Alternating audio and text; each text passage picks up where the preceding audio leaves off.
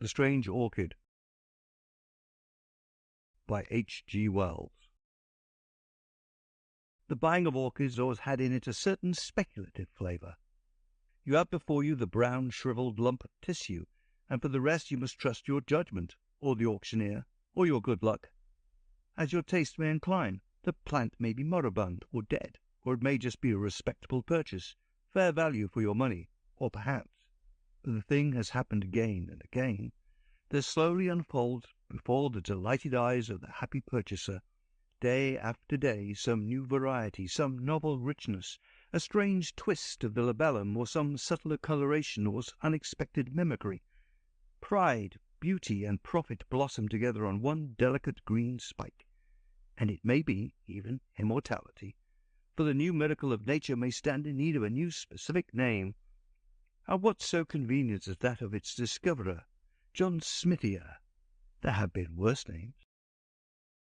It was perhaps the hope of some such happy discovery that made Winter Wedderburn such a frequent attendant at these sales, that hope, and also, maybe, the fact that he had nothing else of the slightest interest to do in the world. He was a shy, lonely, and rather ineffectual man, provided with just enough income to keep off the spur of necessity, and not enough nervous energy to make him seek any exacting employment. He might have collected stamps or coins, or translated Horace, or bound books, or invented new species of diatoms. But as it happened, he grew orchids, and had one ambitious little hothouse. "I have a fancy," he said over his coffee, "that something is going to happen to me today." He spoke as he moved and thought, slowly. "Oh, don't say that," said his housekeeper, who was also his remote cousin, for something happening was a euphemism that meant only one thing to her. "You misunderstand me. I mean nothing unpleasant, though what I do mean I scarcely know. Today," he continued after a pause, "Peters are going to sell a batch of plants for the Andamans and the Indies. I shall go up and see what they have. It may be I shall buy something good, unawares. That may be it." He passed his cup for a second cupful of coffee. "Are these the things collected by that poor young fellow you told me of the other day?" asked his cousin as she filled his cup. "Yes," he said, and became meditative over a piece of toast. "Nothing ever does happen to me," he remarked presently, beginning to think aloud. "I wonder why. Things enough happen to other people. There is Harvey. Only the other week, on Monday, he picked up sixpence. On Wednesday, his chicks had the staggers. On Friday, his cousin came home from Australia, and on Saturday he broke his ankle. What a world of excitement, compared to me." "I think I would rather be without so much excitement," said his housekeeper. "It can't be good for you." "I suppose it's troublesome. Still, you see, nothing ever happens to me. When I was a little boy I never had accidents. I never fell in love as I grew up, never married. Wonder how it feels to have something happen to you, something really remarkable." "That orchid collector was only 36, 20 years younger than myself, when he died, and he had been married twice and divorced once. He had had malarial fever 4 times, and once he broke his thigh. He killed a Malay once, and once he was wounded by a poisoned dart, and in the end he was killed by jungle leeches. It must have all been very troublesome, but then it must have been very interesting, you know, except perhaps the leeches." "I am sure it was not good for him," said the lady with conviction. "Perhaps not." And then Wedderburn looked at his watch. 23 minutes past 8. "I'm going up by the 11:45 train, so there's plenty of time. I think I'll wear my alpaca jacket. It is quite warm enough, and my grey felt hat and brown shoes, I suppose." He glanced out of the window at the serene sky and sunlit garden, and then nervously at his cousin's face. "I think you had better take an umbrella if you're going to London," she said in a voice that admitted of no denial. "There's all between here and the station coming back." When he returned he was in a state of mild excitement. He had made a purchase. It was rare that he could make up his mind quickly enough to buy, but this time he had done so. "There are Vandas," he said, "and a Danube, and some Phalaenopsis." He surveyed his purchases lovingly as he consumed his soup. They were laid out on a spotless tablecloth before him, and he was telling his cousin all about them as he slowly meandered through his dinner. It was his custom to live all his visits to London over again in the evening for her and his own entertainment. I knew something was going to happen today, and I have bought all of these. Some of them, I feel sure, do you know, that some of them will be remarkable.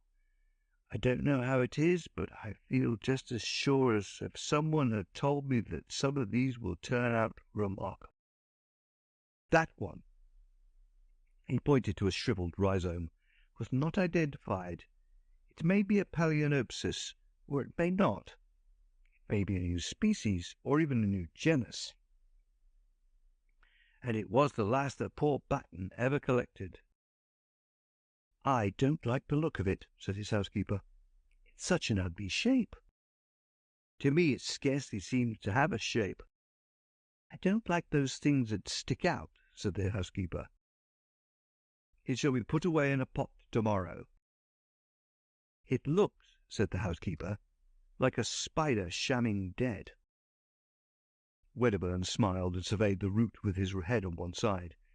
"It's certainly not a pretty lump of stuff, but you never can judge of these things from their dry appearance. It may turn out to be a very beautiful orchid indeed. How busy I shall be tomorrow! I must see to-night just what to do with these things, and tomorrow I shall set to work." "They found poor Batten lying dead or dying in a mangrove swamp, I forget which," he began again presently, "with one of those very orchids crushed up under his body. He had been unwell for some days with some kind of native fever, and I suppose he fainted. Those mangrove swamps are very unwholesome. Every drop of blood, they say, was taken out of him by the jungle leeches. It may be that very plant that cost him his life to obtain. I think none the better of it for that." "Men must work though women may weep," said Wedderburn with profound gravity. "Fancy dying away from every comfort in a nasty swamp. Fancy being ill of fever with nothing to take but chlorodyne and quinine. If men were left to themselves, they would live on chlorodyne and quinine, and no one around you but horrible natives. They say the Andaman Islanders are the most disgusting of wretches, and anyhow, they can scarcely make good nurses, not having the necessary training. And just for people in England to have orchids. I don't suppose it's well comfortable, but some men seem to enjoy that kind of thing," said Wedderburn. "Anyhow, the natives of his party were sufficiently civilized to take care of all his collection until his colleague, who was an ornithologist, came back from the interior, though they could not tell the species of the orchid and had let it wither. And it makes these things more interesting." "It makes them disgusting. I should be afraid of some malaria clinging to them. And just think there's been a dead body lying across that ugly thing. I never thought of that before. There, I declare I cannot eat another mouthful of dinner." "I will take them off the table if you like. Put them in the window seat. I can see them just as well there." The next few days he was indeed singularly busy in his steamy little hothouse, fussing about with charcoal, lumps of teak, moss, and all the other mysteries of the orchid cultivator. He considered he was having a wonderfully eventful time. In the evening he would talk about these new orchids to his friends, and over again he reverted to his expectation of something strange. Several of the Vandas and the Dendrobium died under his care, but presently the strange orchid began to show signs of life. He was delighted, and took his housekeeper right away from jam-making to see it at once, directly he made the discovery. "That is a bud," he said, "and presently there will be a lot of leaves there, and those little things coming out here are aerial rootlets. They look to me like little white fingers poking out of the brown. I don't like them," said the housekeeper. "Why not?" "I don't know. They look like fingers trying to get at you. I can't help my likes and dislikes." "I don't know for certain, but I don't think there are any orchids I know that have aerial rootlets quite like that. Maybe my fancy, of course. You see, they are a little flattened at the ends." "I don't like 'em," said the housekeeper, suddenly shivering and turning away. "I know it's very silly of me, and I'm very sorry, particularly as you like the thing so much, but I can't help thinking of that corpse." "But it may not be that particular plant. That was merely a guess of mine." His housekeeper shrugged her shoulders. "Anyhow, I don't like it," she said. Wedderburn felt a little hurt at his dislike to the plant, but that did not prevent his talking to her about orchids generally, and this orchid in particular, whenever he felt inclined. "There are such queer things about orchids," he said one day, "such possibilities of surprises. You know, Darwin studied their fertilization and showed that the whole structure of an ordinary orchid flower was contrived in order that moths might carry the pollen from plant to plant. Well, it seems there are a lot of orchids known the flower which cannot possibly be used for fertilization in that way. Some of the cyprideans, for instance, there are no insects known that could possibly fertilize them, and some of them have never been found for the seed." "But how do they form new plants?" "By runners and tubers, and that kind of outgrowth. That is easily explained.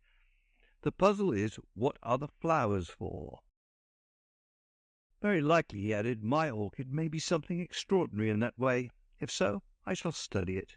I have often thought of making researches as Darwin did, but hitherto I have not found the time, or something else has happened to prevent it.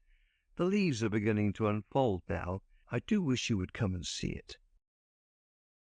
But she said that the orchid house was so hot it gave her the headache. She had seen the plant once again, and the aerial rootlets, which were now some of them more than a foot long, had unfortunately reminded her of tentacles reaching out after something. They had got into her dreams, growing after her with incredible rapidity, so that she had settled to her entire satisfaction she would not see that plant again, and Wedderburn had to admire its leaves alone. They were of the ordinary broad form, and a deep glossy green with splashes and dots of deep red about the base. He knew of no other leaves quite like them.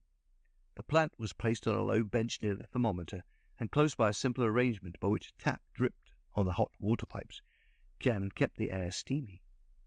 And he spent his afternoons now with some regularity, meditating on the approaching flowering of his strange plant. And at last the great thing happened. Directly he entered their little glass house, he knew that the spike had burst, and although his great polyanthus lowi hid the corner where the new darling stood, there was a new odour in the air, a rich, intensely sweet scent that overpowered every other in that crowded, steaming little greenhouse. Directly he noticed this, he hurried down to the strange orchid, and behold, the trailing green spikes bore now 3 great splashes of blossom, from which this overpowering sweetness proceeded. He stopped before them in an ecstasy of admiration. The flowers were white, with streaks of gold and orange upon the petals. The heavy labellum was coiled into an intricate projection, and a wonderful bluish-purple mingled there with the gold. He could see at once that the genus was altogether a new one, and the insufferable scent. How hot the place was! The blossoms swam before his eyes. He would see if the temperature was right. He made a step towards the thermometer. Suddenly everything appeared unsteady. The bricks on the floor were dancing up and down. Then the white blossoms, the green leaves behind him, the whole greenhouse seemed to sweep sideways, and then in a curve upward. At 4:30 his cousin made the tea, according to their invariable custom, but Wedderburn did not come in for his tea. "He is worshipping that horrid orchid," she told herself, and waited 10 minutes. "I will go and call him." She went straight to the hothouse, and opening the door called his name. There was no reply. She noticed that the air was very close and loaded with an intense perfume. Then she saw something lying on the bricks between the hot water pipes. For a minute, perhaps, she stood motionless. He was lying, face upward, at the foot of the strange orchid. The tentacle-like aerial rootlets no longer swayed freely in the air, but were crowded together, a tangle of grey ropes, and stretched tight with their ends closely applied to his chin and neck and hand. She did not understand. Then she saw from under one of the exultant tentacles upon his cheek there trickled a little thread of blood. With an inarticulate cry she ran towards him and tried to pull him away from the leech-like suckers. She snapped 2 of these tentacles, and the sap dripped red. Then the overpowering scent of the blossom began to make her head reel. How they clung to him! She tore at the top ropes, and he and the white inflorescence swam about her. She felt she was fainting, knew she must not. She left him and hastily opened the nearest door, and after she had panted for a moment in the fresh air, she had a brilliant inspiration. She caught up a flower pot and smashed in the windows at the end of the greenhouse. Then she re-entered. She tugged now with renewed strength at Wedderburn's motionless body, and brought the strange orchid crashing to the floor. It still clung with grimmest tenacity to its victim. In a frenzy she lugged it and him into the open air. Then she thought of tearing through the sucker rootlets one by one, and in another minute she had released him and was dragging him away from the horror. He was white and bleeding from a dozen circular patches. The odd job man was coming up the garden, amazed at the smashing of glass, and saw her emerge holding the inanimate body with red-stained hands. For a moment he thought impossible things. "Bring some water," she cried, and her voice dispelled his fancies. When with unnatural alacrity he returned with the water, he found her weeping with excitement, and with Wedderburn's head upon her knee, wiping the blood from his face. "What's the matter?" said Wedderburn, opening his eyes feebly, and closing them again at once. "Go and tell Annie to come out here to me, and then go for Dr. Haddon at once," she said to the odd job man as soon as he brought the water, and added, seeing he hesitated, "I will tell you all about it when you come back." Presently Wedderburn opened his eyes again, and seeing that he was troubled by the puzzle of his position, she explained to him, "You fainted in the hothouse."